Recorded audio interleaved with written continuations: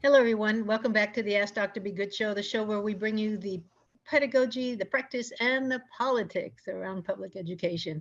And we have a lot of politics to talk about today, but not so much politics as how the politics are playing out in school districts and in really in this case libraries, because we're going to hit on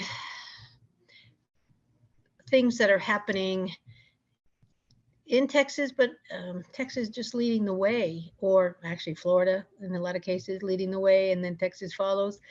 But for example, this we're going to touch on today the fact that we seem to be going backwards instead of forwards when it comes to gender equity and LGBT matters and banning books. All of that is reminiscent of, gosh, 50 years ago.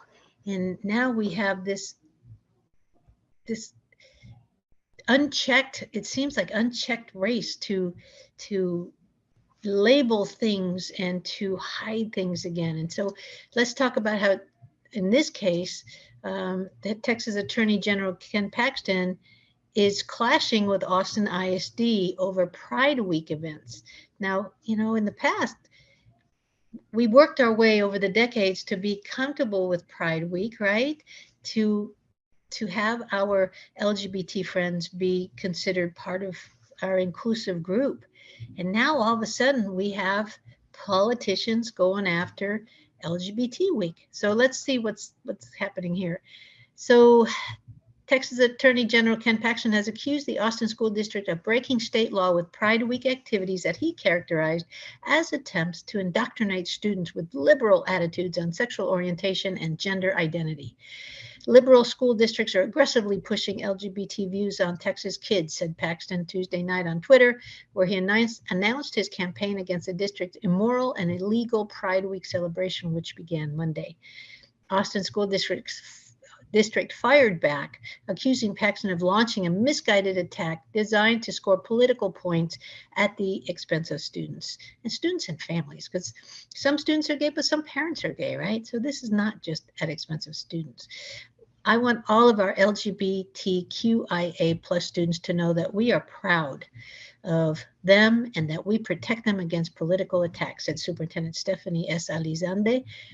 And so the social media fueled backlash to this year's Pride Week also resulted in death threats against Doss Elementary School teachers and prompted the school to move Wednesday to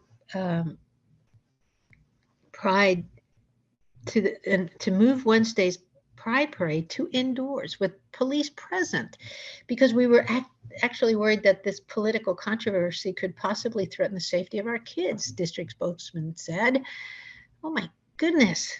The Pride Week clash underlines increasingly sharp divisions over issues of sexual identity, a battle that has spilled into the courts over Paxton's opinion that gender-affirming medical care for transgender adolescents constitute child abuse, and into school libraries, where conservatives are pushing to eliminate books that they believe contain obscene sexual content, many of them with LGBTQ themes. The Austin School District has celebrated Pride Week for at least 14 years, folks. This is not something they thought of last week.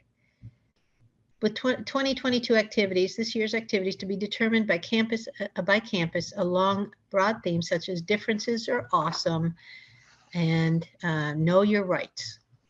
Okay, nothing big there. Paxton and other conservatives have focused much of their ire on Doss Elementary's published Pride Week agenda, which includes the use of community circles, guided conversations on the topics such as family and respecting differences.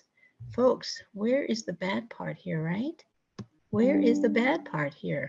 One of the rules for engaging in a circle, according to the agenda for pre-K to second grade, is respect privacy. What we say in this room stays in this room.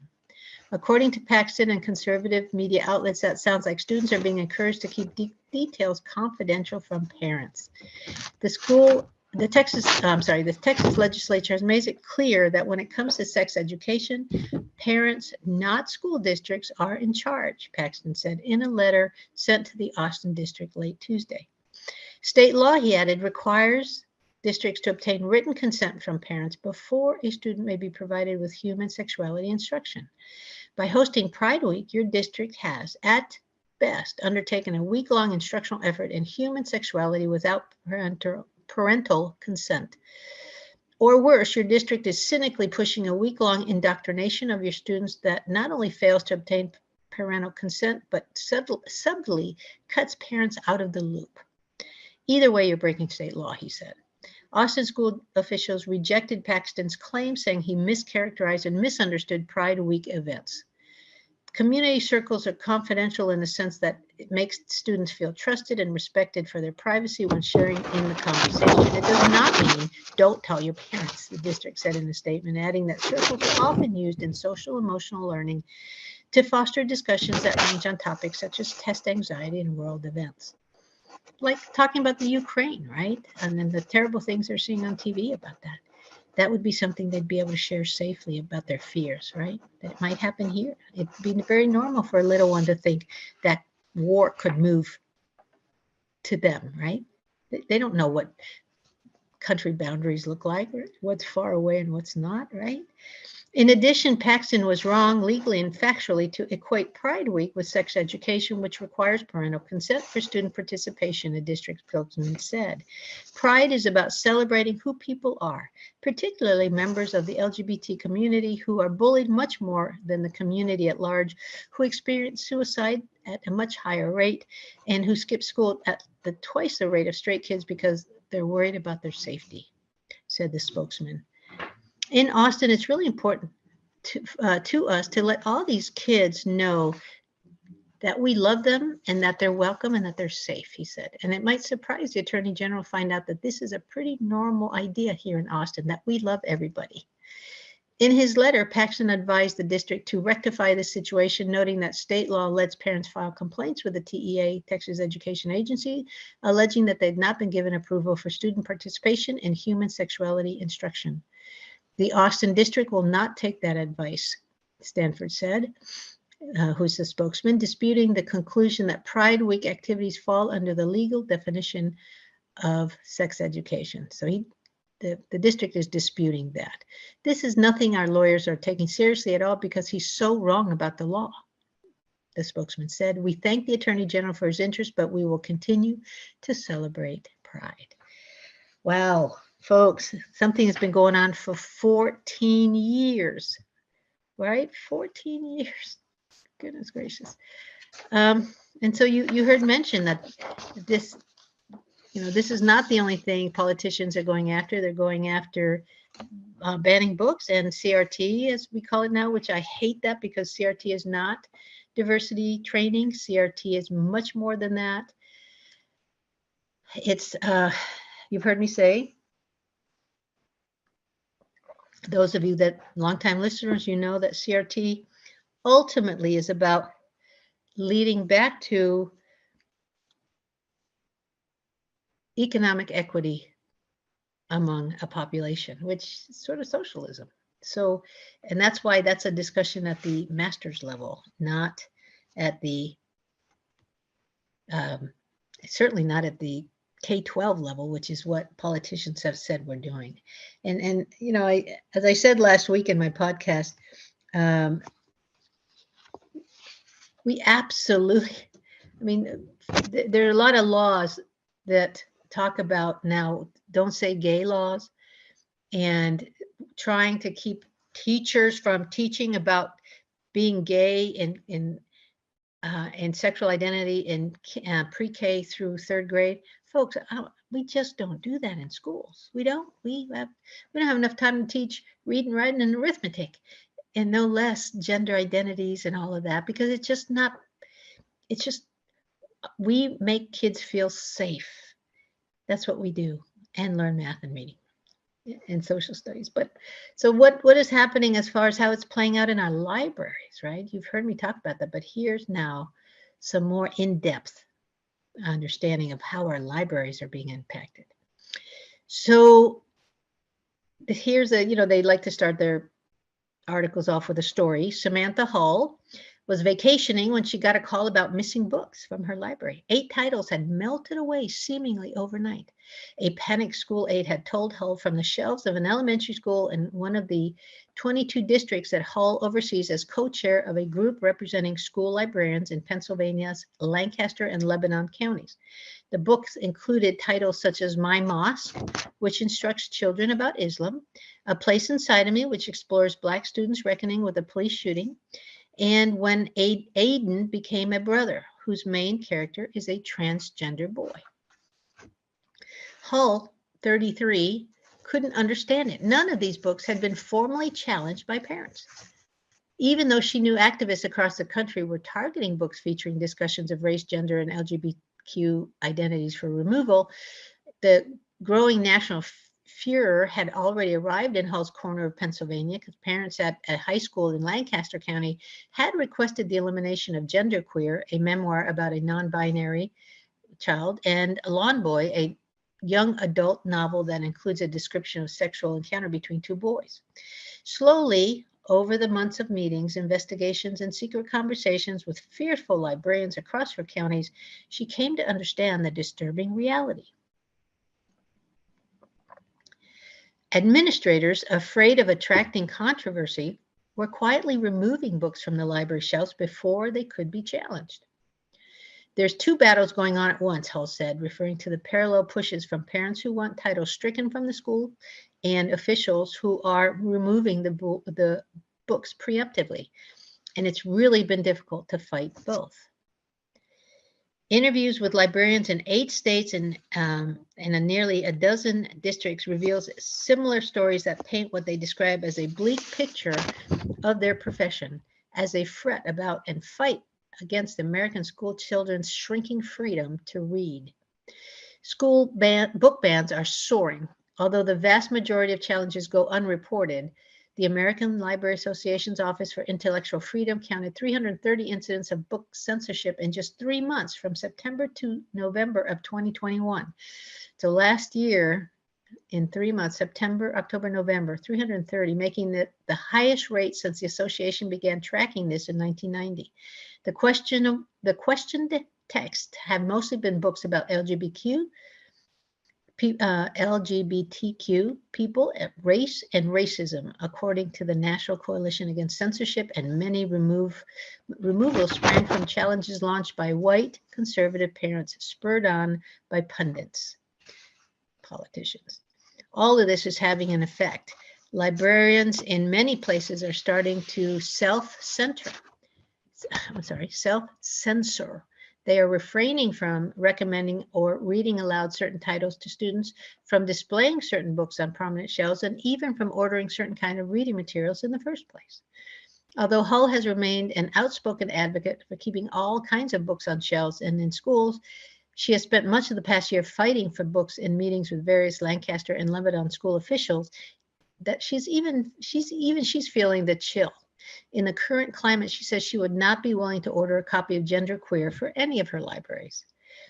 Over the course of 21-22 school year, according to Hull and several librarians who spoke on the condition of anonymity, actually for fear of retaliation, there have been formal challenges of 6 books across 22 school districts in Lebanon and Lancaster counties.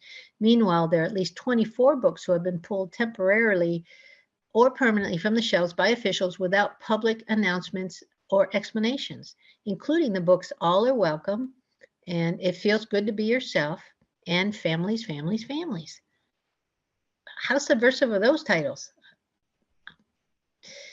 A spokesman for Lancaster Lebanon Intermediate Unit 13, the educational agency that oversees and provides services for the 22 districts, says that we are unable to offer any details about this topic because we're not involved in the district selection of local curricular resources, including the local library. But so psychologists,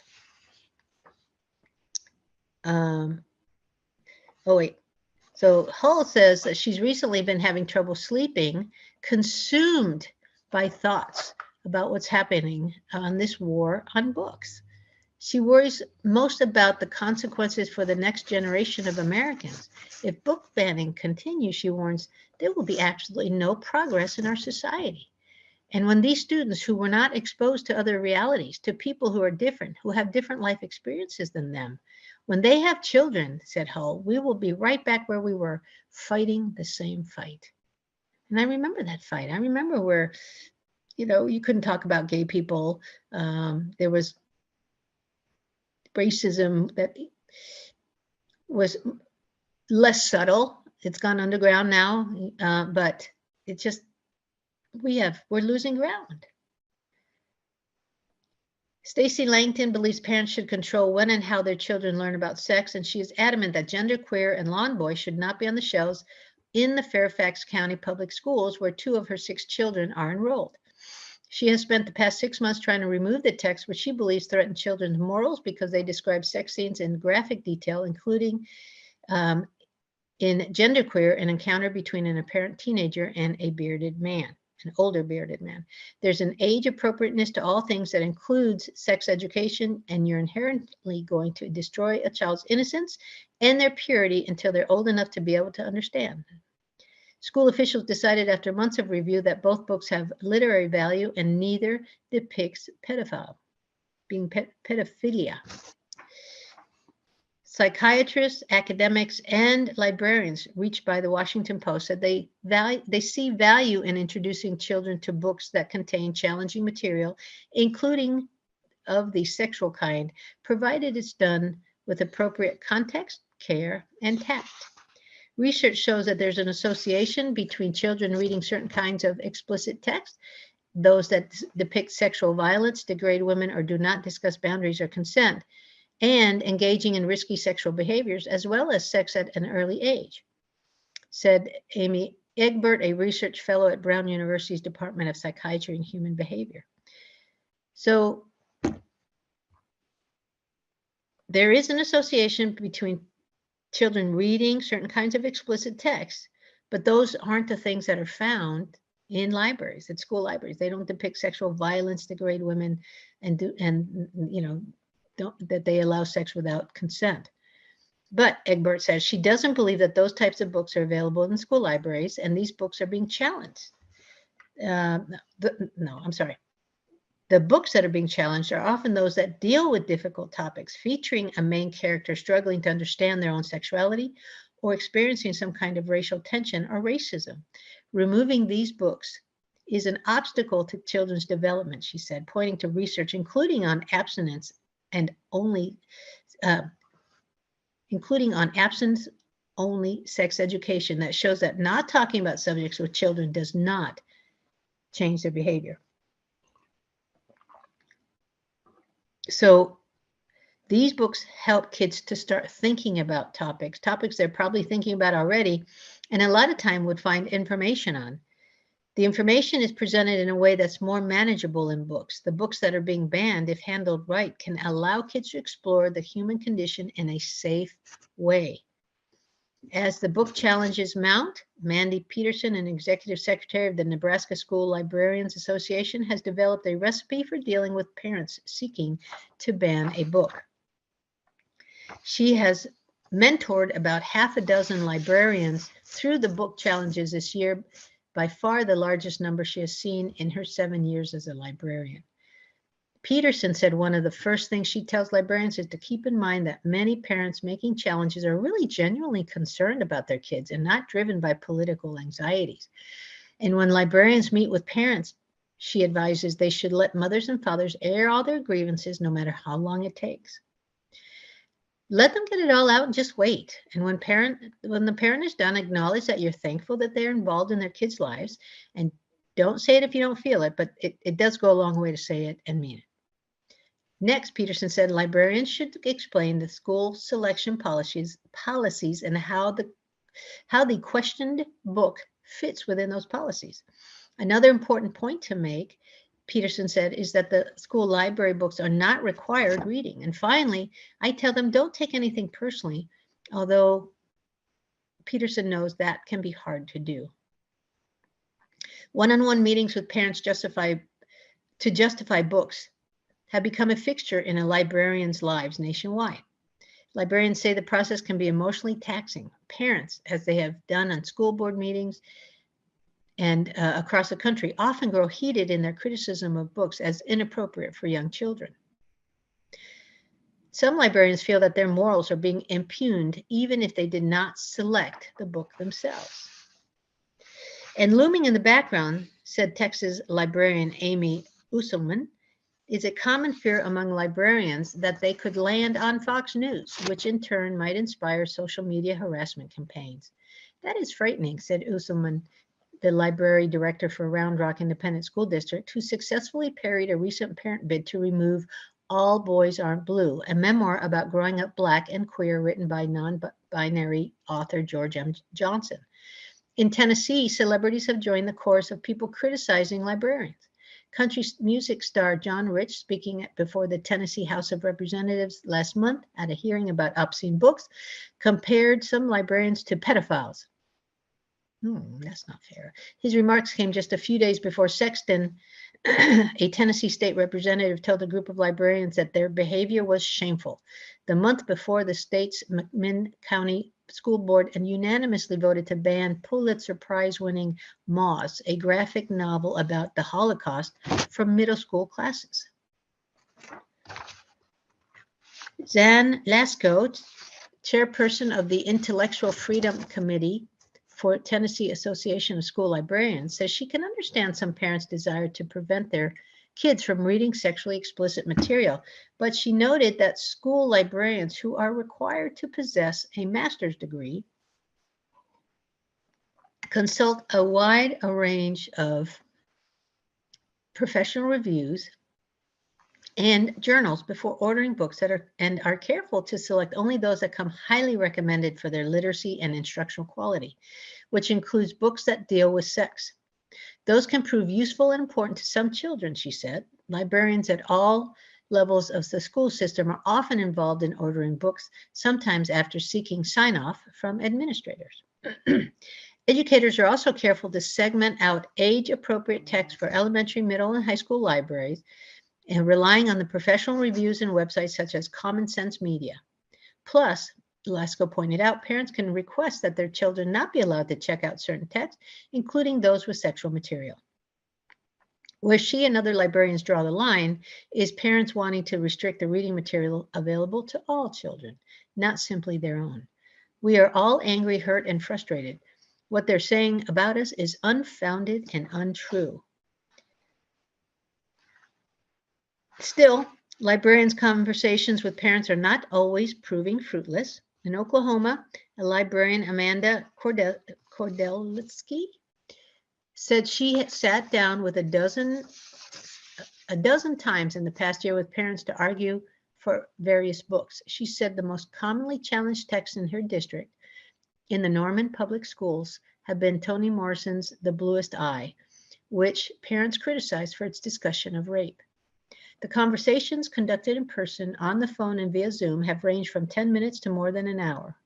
In each case, she has explained how schools choose books and the particular value of the text that the parents are upset about as she sees it. Defining The Bluest Eye, Kordelitsky tells parents that she believes the book has literary merit and that it's likely to be featured on AP literature exams. After speaking with her, every single parent so far has decided not to file a formal objection. For Shelley McNerney in Kansas, the trepidation began when the memoir of All Boys Aren't Blue disappeared from a middle school classroom library. McNerney was confused. She had thought a book could be removed from the Olathe Public Schools shelves only after officials completed a formal challenge process in which a committee spent weeks reviewing the text and deciding whether it merited inclusion. Then she dug deeper into school documents and unearthed a district policy that she had never heard of. Staff members may remove a material which has been deemed inappropriate by commonly accepted standards and professional judgment, said the document. McNerney read the words back to herself a few times because she was stunned. I didn't realize that they were using this loophole. Asked about the removal, Olathe school spokesman Maggie Kolb said that an individual middle school teacher decided to pull All the Boys Aren't Blue, along with a book called Aristotle and Dante Discover the Secrets of the Universe, which explores the love between two Mexican-American male teens, from her classroom library after she realized that the titles were not district-approved instructional materials and were not grade level appropriate. Librarians say that backdoor book removals are taking place nationwide as overworked administrators, weary from managing the pandemic and from the turmoil over diversity, equity, and inclusion programs, seek to squash further controversy before it even begins. In Nebraska, and you can see this is all over the country, folks, right? This is everywhere. In Nebraska, Peterson said about half of the book removals she has dealt with this year were affected by administrators working outside of the challenge procedure. She noted that one school system she's been tracking, the Kearney public school system has begun requiring parents to sign a permission slip granting their children the right to sign out any book out of the library. Kearney Superintendent Ken Edwards said in a statement that his district adopted the permission slip policy in January to allow parents to be the decision maker in what materials their children are reading and have access or not in the district. Meanwhile, in Kansas, McNerney said librarians across her district are reevaluating what books they're willing to order, suggest for students, and display on their shelves. That includes McNerney. Every time she orders a book now, she sits down with her husband first, and the two of them attempt to ask the question, is this the book I want to end up on Fox News about? So, you know, I see some ways that some districts are going about solving this. This is good. But folks, there's some thought here about the fact that, you know, that's how the Nazis got in, right? They started book banning. They started really infiltrating the schools and letting politics be the ruling theme. We can't go back to those times, folks. So if you know, there were some solutions in here for parents. You can meet with librarians. You can have a permission slip situation maybe that your school can move to. You can keep your kids from maybe reading some things that you don't want them to read about. But a parent trying to keep all kids from reading something that he or she feels they shouldn't read is not ever the answer here. You know, I always go back to that understanding that, and this has to do with sex education, which we talked about a lot through all this. The less we talk about sex with our kids, the higher the chance they can have sexually inappropriate behavior. And that sounds counterintuitive. You know, we talk about it less, it'll happen less. No, there's curiosity, there's hormones, there's testosterone, there's normal teenage feelings, and they can be tempered, but it's tempered by information and knowledge that should come from parents. There's no question it should come from parents. But when it doesn't, sometimes our libraries are the next best thing. And having a single parent's view of what other kids should read besides their own, no, we don't need to move to that model. That's not the correct model, because not all parents have enough research and knowledge about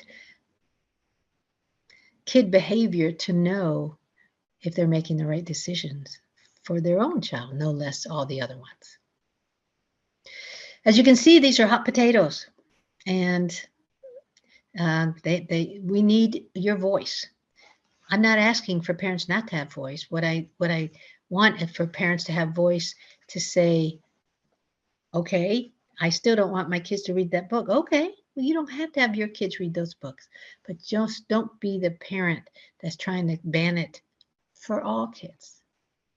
Let your legislator know how you feel, especially, you know, thinking that maybe we need to let parents give permission if they want to in their own school libraries.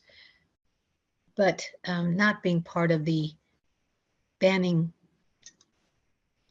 the progress that we've made with LGBTQ and people of color up to this point. It just feels like we've stepped way back into a very bad past, and we need to quickly get through that and work our way forward again.